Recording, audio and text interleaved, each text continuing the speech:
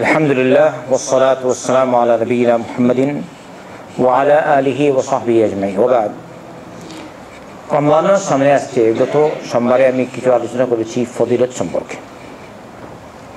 তো আজকে জরুরি কিছু আলোচনা সিয়ামের বিধান সম্পর্কে। আবু উমামা কর্তৃক বর্ণিত একটি রিওয়ায়াত, আল্লাহ রাসূল সাল্লাল্লাহু আলাইহি ওয়াসাল্লাম বলেছেন,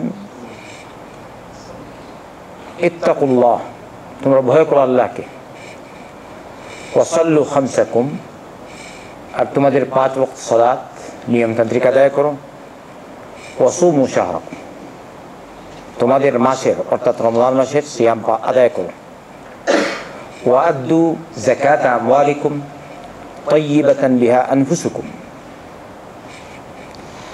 তোমরা তোমাদের মালের যাকাত আদায় করো মনের সন্তুষ্টিতে।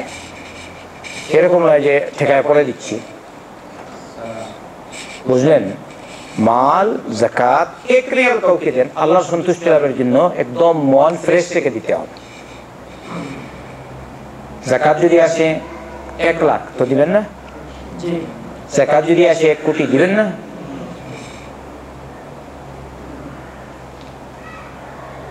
এই সৌদিতে আছে বড় ব্যবসায়ী, কিছু বাংলাদেশি আছে, বড় বড় ধনী। আর বড় বড় ধনী ছাড়া যারা মধ্যবিত্ত হিসেবে আছে এখানে, অনেকেরই লক্ষাধিক টাকা যাকাত আছে। বুঝতে পারছেন? যারা যাকাত আদায় করবে না এদের পরিণতি খারাপ। খবরদার, যাকাত অবশ্যই আদায় করতে হবে। ওয়াআদ্দু যাকাত আমওয়ালিকুম তাইয়িবাতান বিহি আনফুসুকুম। তো এই কয়টি কাজ? প্রথম নম্বর, ভয় করো আল্লাহকে, আল্লাহর বিধান মানো, 5 ওয়াক্ত সালাত পড়ো, রমজান মাসের সিয়াম পালন করো, যাকাত আদায় করো, তাহলে তাদখুলু জান্নাতা রাব্বিকুম, তোমরা তোমাদের রবের জান্নাতে প্রবেশ করবে। আলহামদুলিল্লাহ, রমজান মাস, খবরদার কেউ যেন বাহানা করে সিয়াম বাদ না দেয়। আর সৌদিতে যদি না রাখেন তাহলে কোন জায়গায় রাখবেন? এখানে সিয়াম সহজ, যত বড় আপনার হাত কাজ হোক না কেন, রমজান মাসে ডিউটি কম। অন্যদিকে বেশিরভাগ বাই চান্স হয়তো 2-1টা শয়তান থাকতে পারে, নাহলে স্বাভাবিক লম্বা দিন একদম দিনের শুরুতে কাজ দেয়। বড়দিয়া ডিউটি রাতে 2টা থেকে কয়টা পর্যন্ত। তারাই হয়তো গর্ব করতে পারে যাদের নিজের ডিউটি, নিজের কাজ বেশি, নিজের ডিউটি অর্থাৎ নিজে নিয়ে এসে ভাড়া, কফিলকে পয়সা দেয়, তারপরে এরকম ওরাই গর্ব করতে পারে বেশি, কারণ পয়সা বেশি খেতে পারে। যার ফলে আস্তাগফিরুল্লাহ আযীম, রমজান মাস আসলেও সিয়াম আদায় করে না। অন্যদিকে কেউ কেউ আছে বাহানা করে সিয়াম আদায় করে না। আপনি কি বলেন? এক সিয়াম যদি যায় রমজান মাসে, আল্লাহু আকবার, একটা সিয়াম যায়, পরবর্তীতে এই সিয়াম, রমজান মাসের এই সিয়াম আর আপনি পাবেন? যে রমজান গেল এটা চলে গেছে। খৌফ করতে হবে আল্লাহকে, ভয় করতে হবে আল্লাহকে, বাহানা করে কেউ যেন সিয়াম ভঙ্গ না করে। 5 ওয়াক্ত সালাত, আর যথাসাধ্য চেষ্টা করে কিয়াম, তারাবির সালাত। আমার নবী মুহাম্মদ সাল্লাল্লাহু আলাইহি ওয়াসাল্লাম বলেছেন, মান কামা রমাদান ঈমানান ওয়া ইহতিসাবা গুফিরা লাহু মা তাকদ্দামা মিন যামবিহি। যে ঈমানের সাথে সওয়াবের আশায় রমজান মাসে কিয়াম করলো, তারাবির সালাত, আল্লাহ পাক তার পিছনের সমস্ত গুনাহ মাফ করে দিবেন। আপনি যদি এরকম হয় ডিউটির কারণে পড়তে পারছেন না, তো পরে পড়েন, ডিউটি শেষ করার পর পড়বেন, কিন্তু তারাবি ছাড়বেন না, একা একা পড়তে পারেন। আর না হয় এক জায়গায় একজন আছেন, একজন ইমাম বানিয়ে একজন পড়বে, একজন ইমাম, ওই ইমাম ইমামতি করবে আর বাকিরা তার পিছনে মুক্তাদি হয়ে সালাত আদায় করবে। এরকম করুন। বুঝতে পারছেন কত সুন্দর ফজিলা? আবার সকলকেই চেষ্টা করা দরকার জামাতের সাথে পড়া। আল্লাহ রাসূল সাল্লাল্লাহু আলাইহি ওয়াসাল্লাম বলেছেন, মান কামা মা'আল ইমাম হাত্তা ইয়ানসারিফ কুতিবা লাহু কিয়ামুল লাইলা।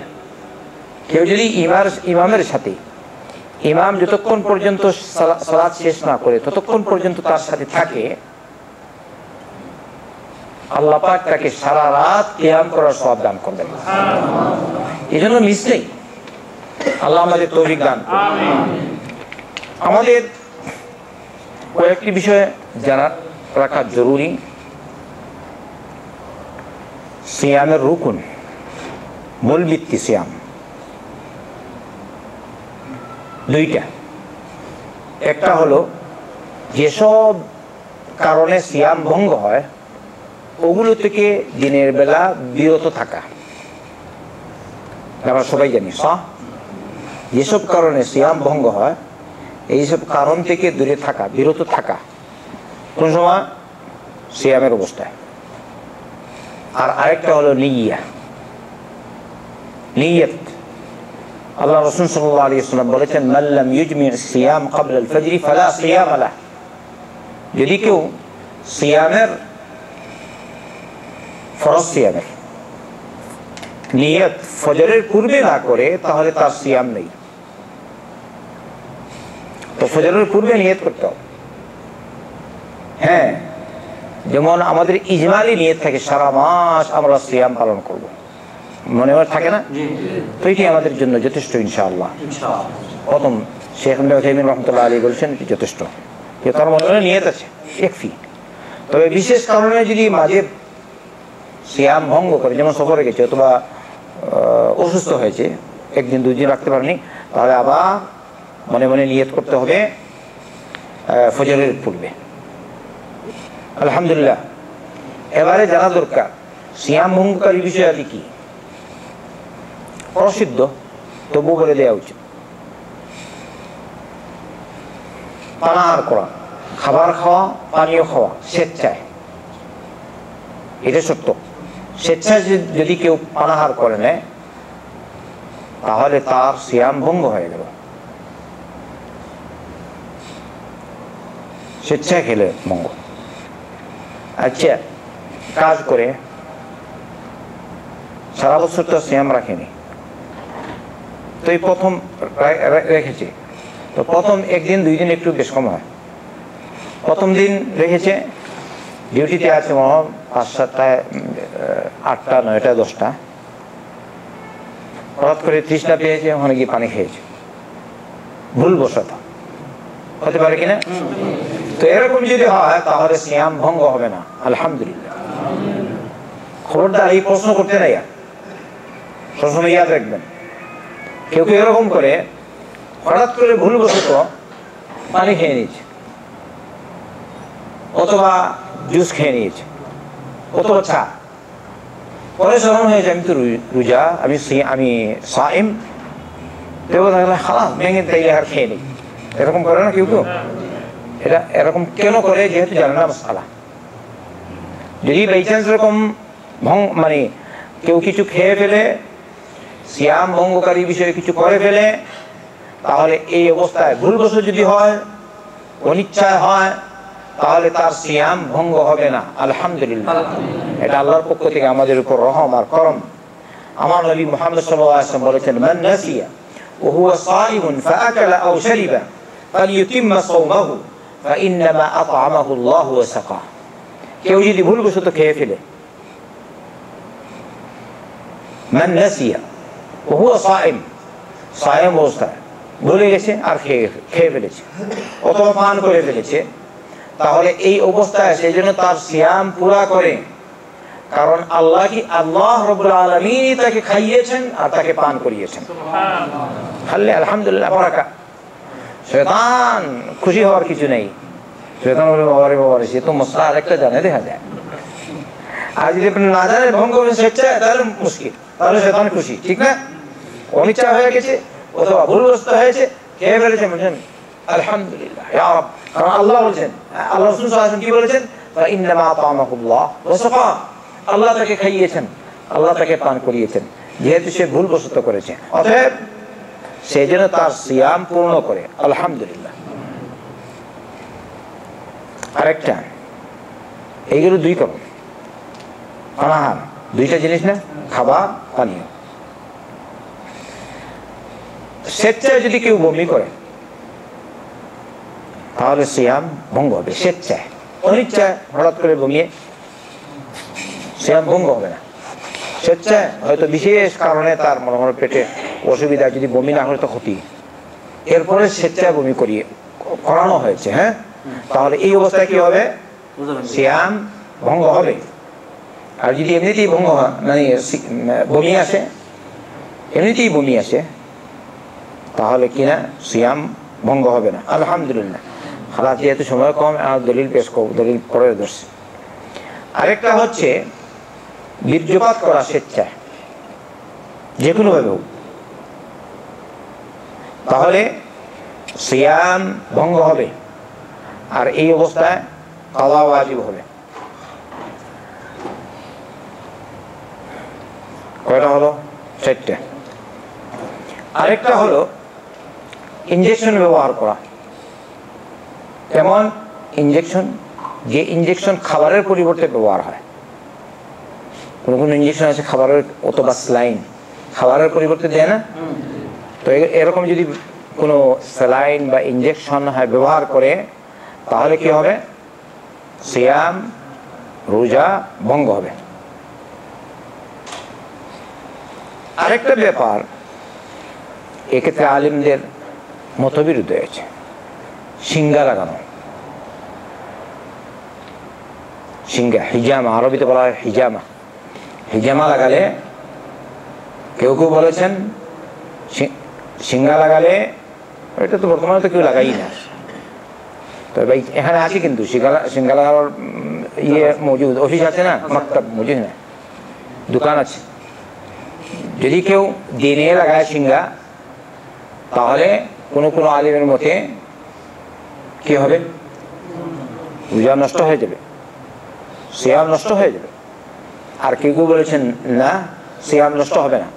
তো আমি বলছি, আমাদের এটা করার কি প্রয়োজন? বেশ প্রয়োজন আপনার রাত্রে করতে না, দিলে তার মানে ইখতিলাফ থেকে বেশি গেলেন। তো হেজামা বা সিঙ্গা থেকে আমরা এমনি আলহামদুলিল্লাহ আমরা এমনি দূরে থাকি। অনেক মুসলমান জানে সিঙ্গায় ফায়দা আছে, তবুও সিঙ্গা লাগায়নি। আমি তো নিজে এখনো পর্যন্ত লাগাইনি,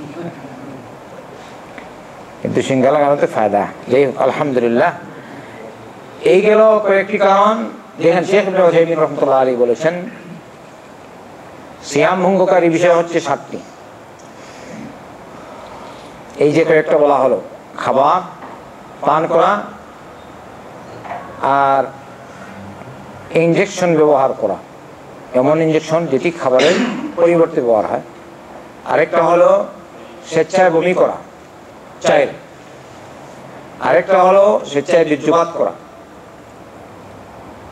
আরেকটা হলো নারীদের ক্ষেত্রে, নারীদের মাসিক ঋতু হলে, বাচ্চা জন্ম হলে যে নেফাস হয়, রক্তপ্রবাহ, এগুলি হলে কি হবে? রোজা ভঙ্গ হবে। আর আরেকটা হলো জিমা, স্ত্রী সহবাস করা।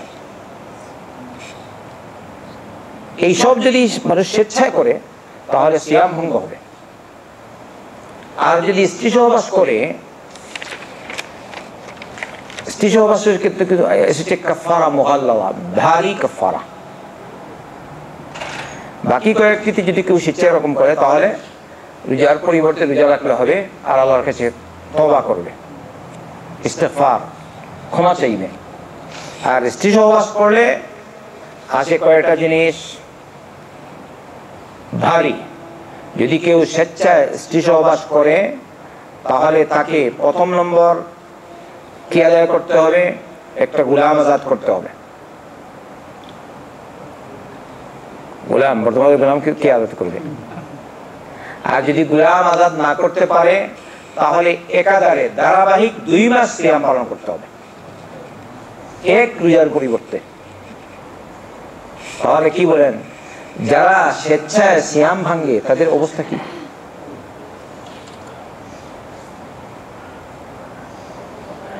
সারা জীবন আপনি যদি এক সিয়ামের প্রতি সিয়াম রাখেন, সেই সিয়ামের কথা কিরকম আদায় হবে?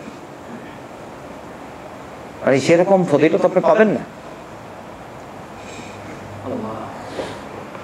এই জন্য খবরদার, যারা বিগত জীবনে গুনাহ করেছো, তওবা করো। স্ত্রী সহবাস যদি কেউ স্বেচ্ছায় করে তাহলে প্রথম নম্বর গোলাম আজাদ করা। যদি তার সামর্থ্য না রাখে তাহলে ধারাবাহিক 2 মাস সিয়াম পালন করবে। আর যদি তারও তৌফিক না থাকে তাহলে 60 জন মিসকিনকে খাওয়াবে। বুখারী মুসলিম সহ 7 জন উল্লেখ করেছেন হাদিসটি গ্রহণযোগ্য। আল্লাহ আমাদের সকলকে তার যাবতীয় বিধান সুন্দরভাবে ভালো করে পালন করার তৌফিক দান করুন, আমিন। আচ্ছা, সেহরি খাওয়া, সেহরি ছাড়বেন না। আল্লাহ রাসূল সাল্লাল্লাহু আলাইহি ওয়াসাল্লাম বলেছেন, তাসাহহারু ফাইন্না ফিস সাহুরি বারাকা। তোমরা সেহরি খাও, কারণ সেহরির মধ্যে বরকত রয়েছে। কিছু না পেলে একটা খেজুর খেয়ে নেবেন। সৌদিতে সব জায়গায় খেজুর পাওয়া যায়, বিশেষ করে আল কাসিম, আলহামদুলিল্লাহ পাওয়া যায় কিনা, মানুষ বন্টন করতে সব জায়গায়। আর শুধু এখানে কেন, সারা সৌদিতে, মক্কায় যান, মদিনায় যান, যে কোনো জায়গায় এই চান্স যদি না পান তাহলে আপনি কিনতে পারেন। সব জায়গায় আলহামদুলিল্লাহ মৌজুদ, বেকালা পর্যন্ত পাওয়া যায়, বড় বড় বেকালায় পাওয়া যায় খেজুর। আর ছোট বেকালায় পাওয়া যায় রমজান মাসে, আলহামদুলিল্লাহ। সিয়াম, সেহরি অবশ্যই খাবেন। কেউ আছে যেমন ডিউটি শেষ করলে একটা সেহরি খেয়ে শুয়ে পড়ে, আজান পরে উঠলো, নামাজ পড়লো, হ্যাঁ সেহরি আর খায় না, এটা গলত। সেহরি ফজরের কিছুক্ষণ পূর্বে খাবে। আল্লাহ রাসূল সাল্লাল্লাহু আলাইহি ওয়াসাল্লাম সেহরি খাওয়ার শেষ সময় আর সালাতের মধ্যে কতটুকু পার্থক্য ছিল? 50 আয়াত, 50টি আয়াত পাঠ করতেন। পাঠ করার সময় যতটুকু, ততটুকু সময় পার্থক্য ছিল সেহরি আর ফজরের সালাতে। সুবহানাল্লাহ। এজন্য আমাদের উচিত আমরা যেন সেহরি একদম শেষ সময় খাই, মনে করো আজানের 10-15 মিনিট আগে,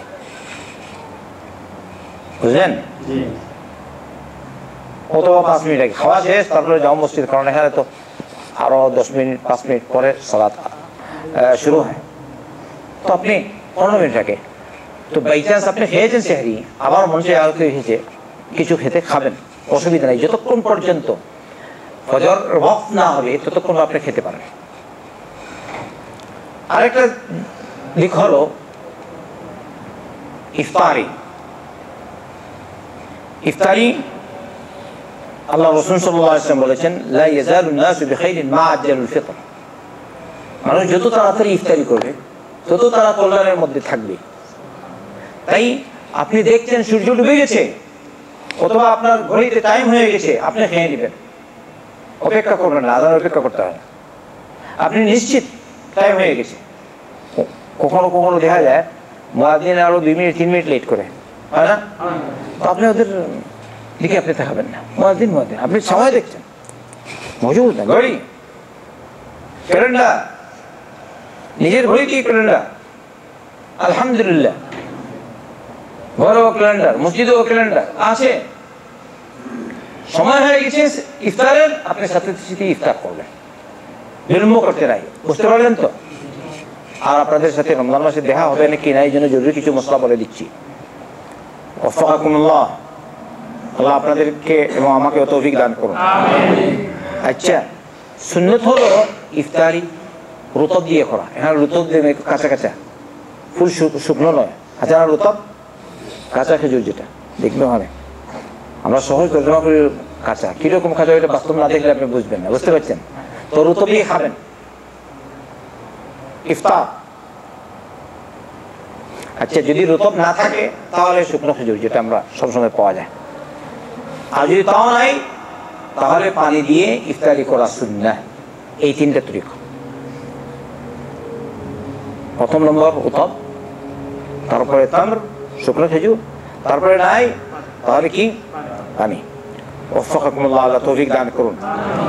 আচ্ছা, খাওয়া অবশ্যই বিসমিল্লাহ বলে খেতে হয়। আর কোন হাত দিয়ে? ডান হাত দিয়ে।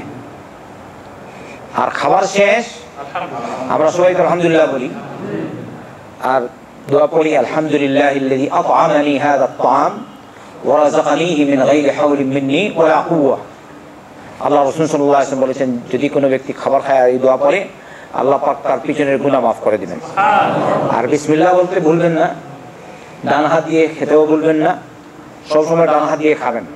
পানি, জুস, আসির, শুরবা, তামর যা আছে সবই ডান হাত দিয়ে খেতে হবে, একটার পর একটা না, একসাথে কিরা কিরা খাবেন। কিরকম খাবেন? ডান হাত দিয়ে, এরকম না।